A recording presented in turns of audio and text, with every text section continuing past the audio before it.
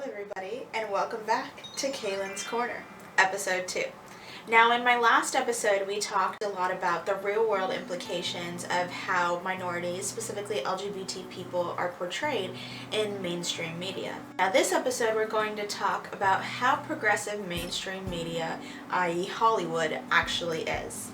Now, progressive is a term that's used a lot these days, but what does it actually mean? Well, the textbook definition, when it's used as an adjective in reference to a group, person, or idea, it's favoring or implementing social reform or new liberal ideas. Now, those liberal ideas or social reform that it's referring to when it comes to Hollywood is this idea of quality representation.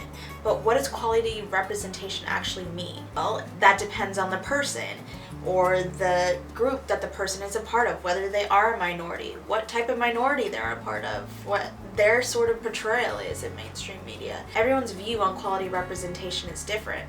Now, for some people, it can be something as simple as numbers. So, let's look at some of those numbers for representation of minorities on television. Now, the numbers we're going to be looking at are purely from TV statistics. Considering that TV is considered the more progressive medium of any sort of mainstream media, I'd say it is the best to look at because the rest would just be even lower numbers. Now, that being said, we are going to take a look at GLAAD's Where Are We on TV report that covers race, gender, sexuality, and disabilities on TV in the 2015 to 2016 season. Let's go. Of the 881 regular characters expected to appear on broadcast primetime programming in the 2015-2016 year, 35, which is 4%, were identified as gay, lesbian, or bisexual. There are no transgender characters counted on primetime broadcast programming.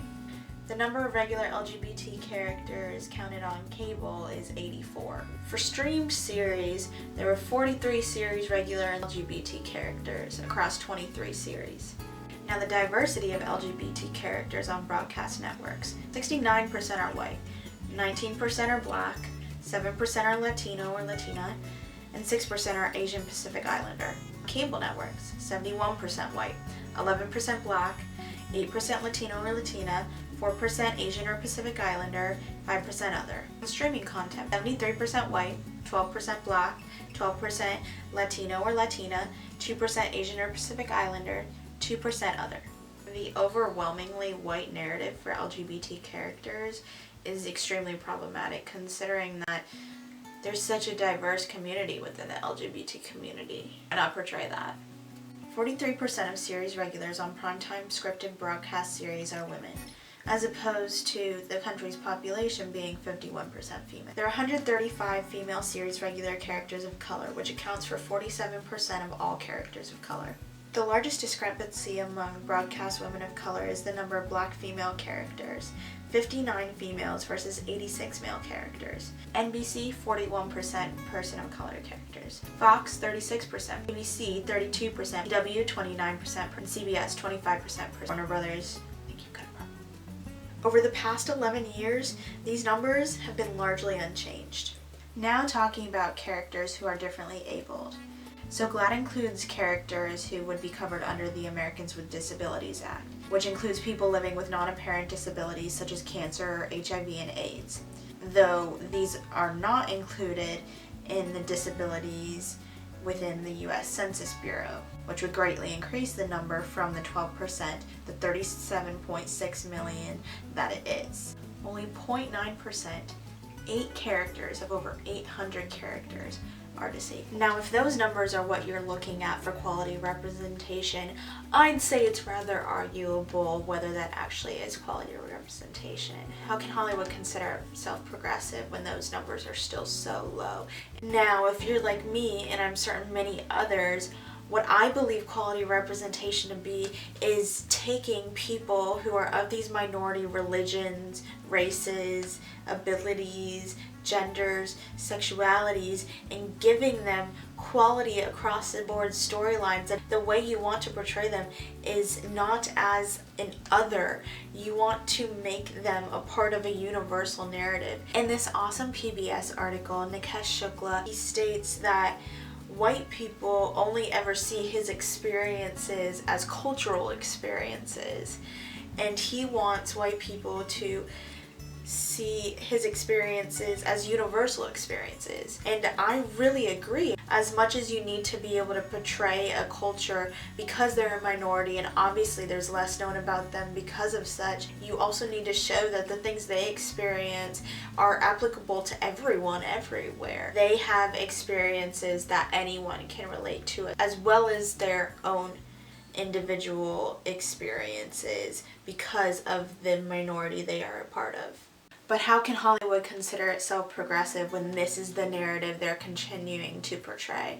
When they're just continuing to make the minority characters the ones who are disposable? And as in reference to this most recent TV season, the disposable spring, the wonderful term coined by the amazing Mo Ryan, it has been an epic last season of deaths and writing off for minority, underrepresented, misrepresented characters on television. This spring has made it so apparent how disposable minority characters are in our TV landscape. As progressive as Hollywood can claim to be, it continuously makes minority characters the disposable characters, thus making it easy to kill them off, and it making it easier for showrunners and executives to excuse that by saying, oh, well, they weren't that main a character, they weren't the lead character, we'll start making them the lead characters.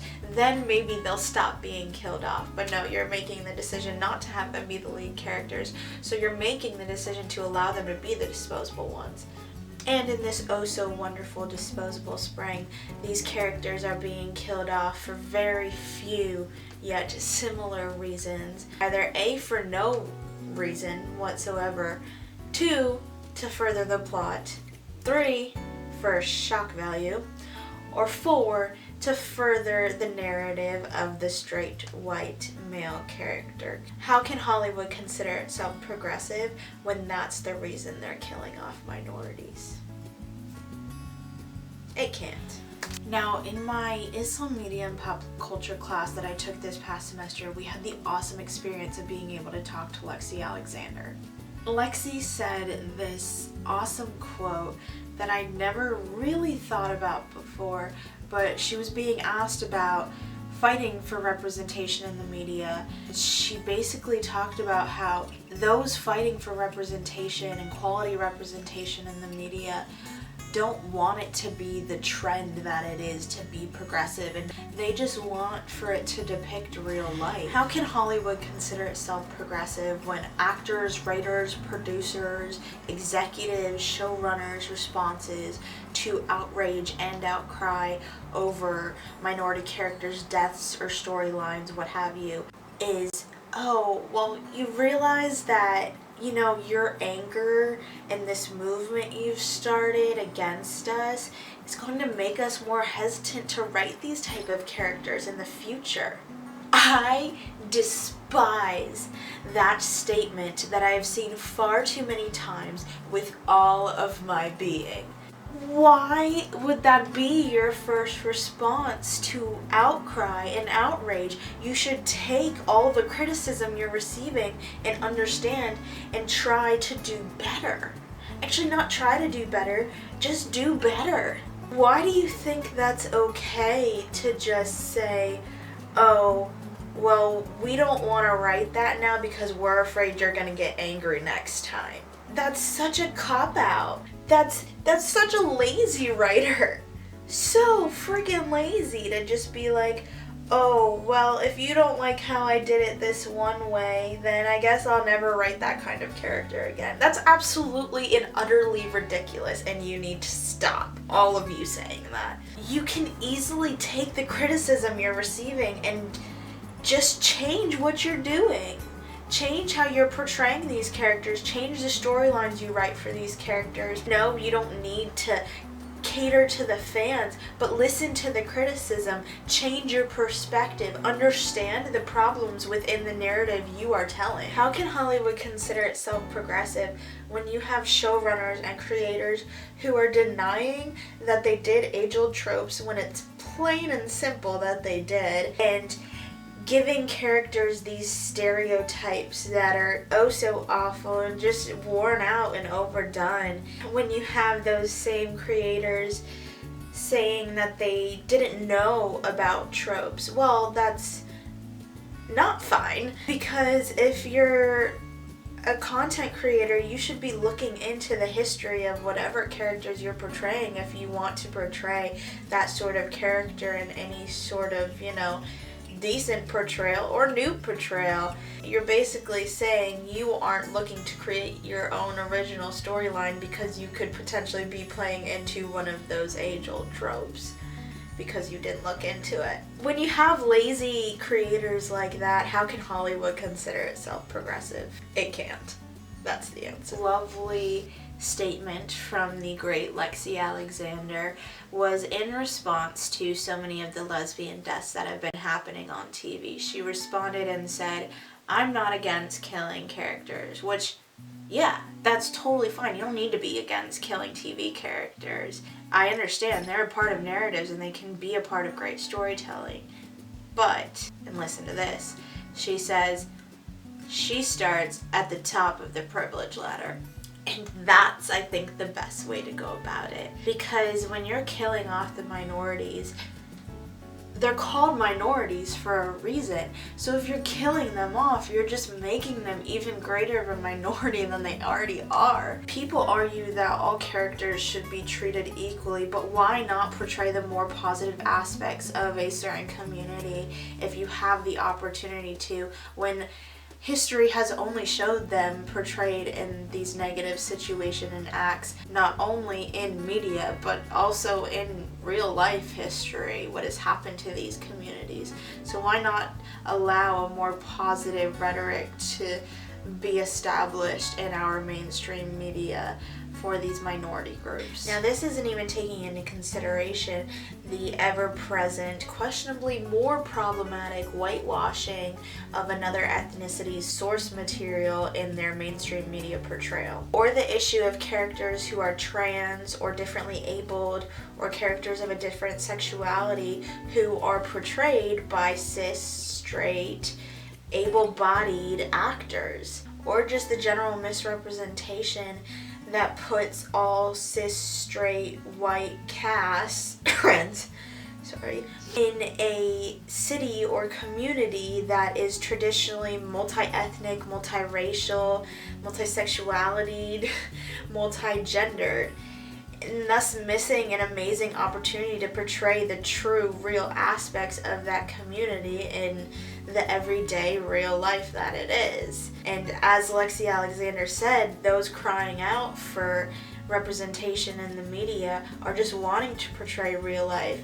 So an opportunity like that, in which you have a very representative community, you just take it and put a whole bunch of the majority in there that may be in there but aren't actually the majority in that city or community you're portraying, is totally missing the opportunity to do that. So how can Hollywood consider itself progressive when not only that, but all the previous problems I just mentioned are still a thing?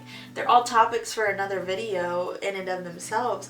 But how can Hollywood consider itself progressive when they are still such problems in today's mainstream media? As much as this problem with representation is on screen, the actual makeup of the on-screen representation isn't actually going to change unless the executives change. As big of a difference as changing a writer or a showrunner or producer can make, it's not going to change the entirety of our mainstream media. So what we need to be fighting for is the changing around of higher-ups, of the executives, because they are going to be the ones who make the change. They're going to be the ones who hire people to make the more quality narratives, to hire informed, educated, well-rounded content creators. Overall, personally, I just think we have decades and centuries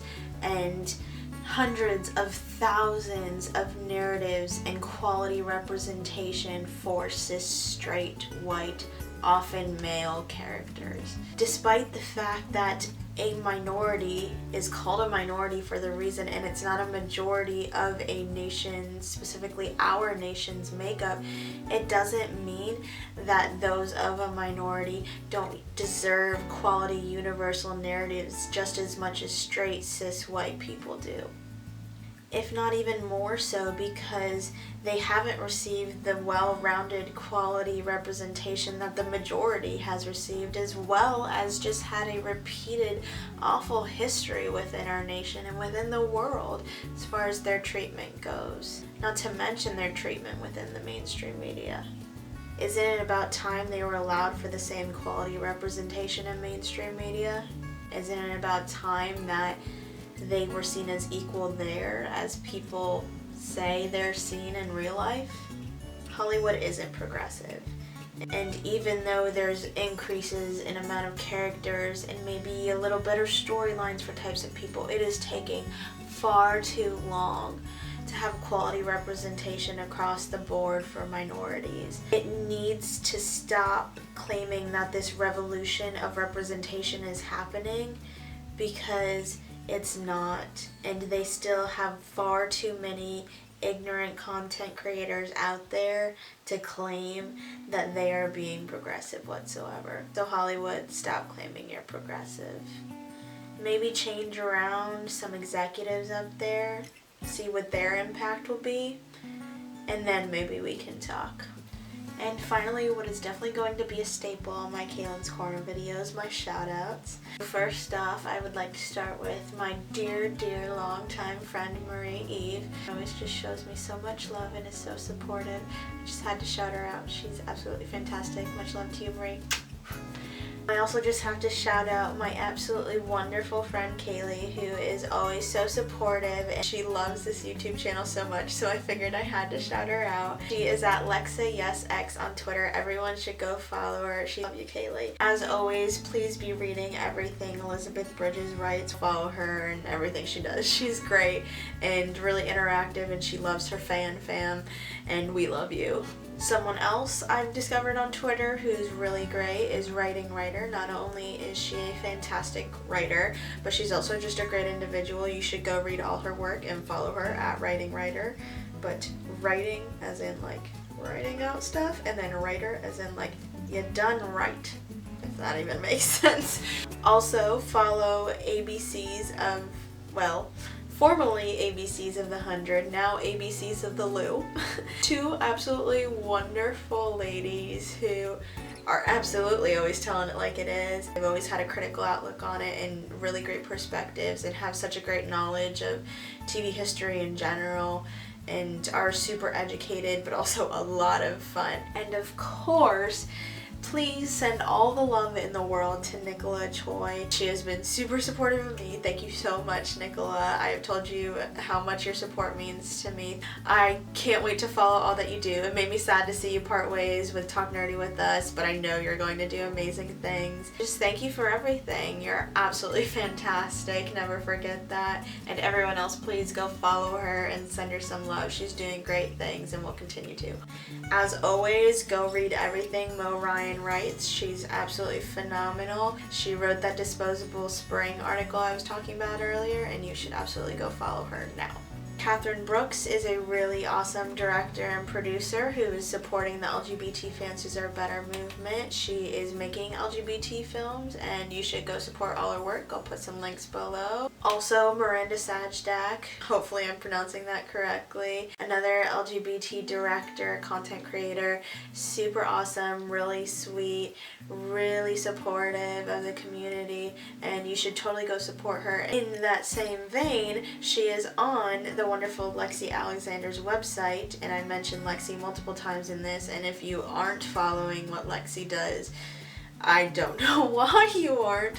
You're totally missing out. I have such a great respect for Lexi Alexander. Always stands up for what she believes is right, never backs down even when she's beat down, and she's just a really wonderful individual. Like I said, my class got to talk to her this semester, and it was literally the coolest experience.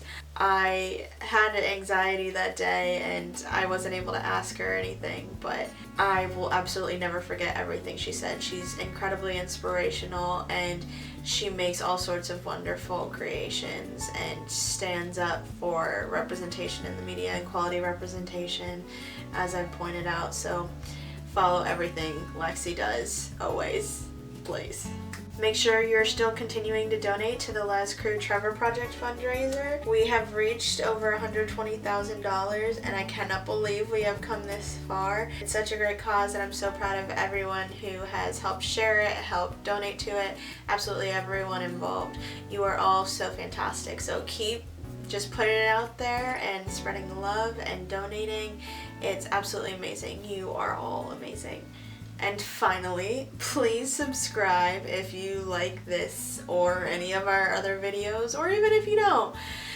And follow us on Twitter at DividedByAWall. And with that being said, thank you so much for tuning in and watching all our other videos. All the support we get, as little or as much as it is, means the world to the both of us, Marissa and I, and we can't wait to make more for you. So, that being said, I'll see you on the other side.